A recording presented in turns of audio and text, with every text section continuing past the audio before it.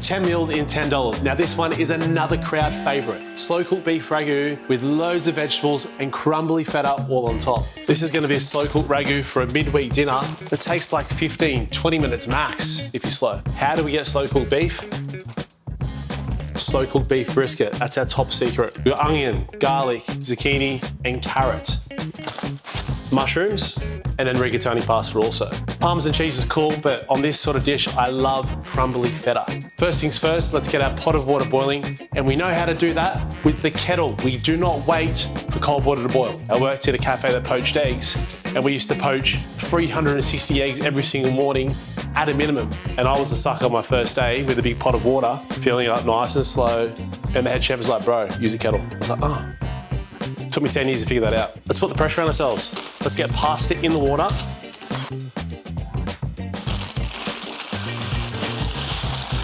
Pasta's in the water. Let's get cracking with our vegetables. Peel the carrot first, slice the vegetables in order, carrot, zucchini, mushrooms. Finish with the onion and garlic, because then we can wash the board, get rid of the acidity, and we're not sitting in the kitchen crying. We're gonna cut the mushrooms into quarters. We don't need to fine dice. Once again, we wanna keep them a little bit more solid, similar to the carrot. I hate stinking like onion and garlic. So you'll notice I've had one glove on dealing with the vegetables and my knife, but now that I'm gonna be using 2 hands for the garlic, I get a second glove on. It doesn't have to be perfect, just dice it as fine as possible. It's literally gonna take me not even 45 seconds to cut the onion. So by the time I finish dicing the onion, the pan's gonna be hot and go straight in the pan. Keep it similar size to the carrot and the zucchini. All the vegetables are laid out and it's intentional. Reason being, they're gonna cook at different times. Now, onion in the pan first, followed by the garlic, carrot, zucchini, and mushrooms. Oil's in the pan, onions and garlic going in.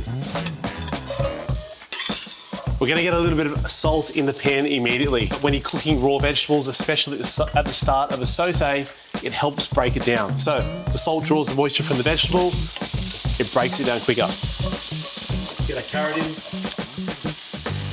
We're not making a stew, we're not cooking it overnight. We want the vegetables to have a bit of body about themselves. Okay, rigatoni is cooked. Onions and mushrooms. A little bit more salt. Remember, break these vegetables down. Okay, let these vegetables cook away. Let's work on the beef. It's time to get ready to start the show. Slow cooked beef brisket. There's about 700 grams of cooked meat in there, plus the juice. Now we want the juice because it's gonna help make up the pasta sauce. Pour it straight into the bowl. I can hear our vegetables bubbling away. Just give them a little bit of love, move it around the pan. So the beef's already cooked. We're gonna dice it down into small pieces.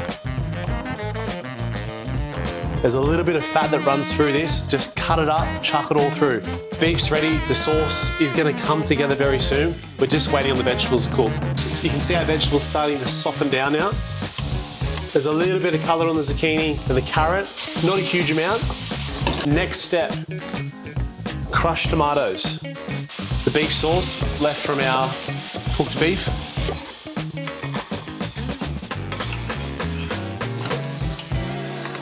A touch of salt, some pepper. So let this work its magic, let this do its thing. Taste testing time. It's been cooking for about 10 minutes now.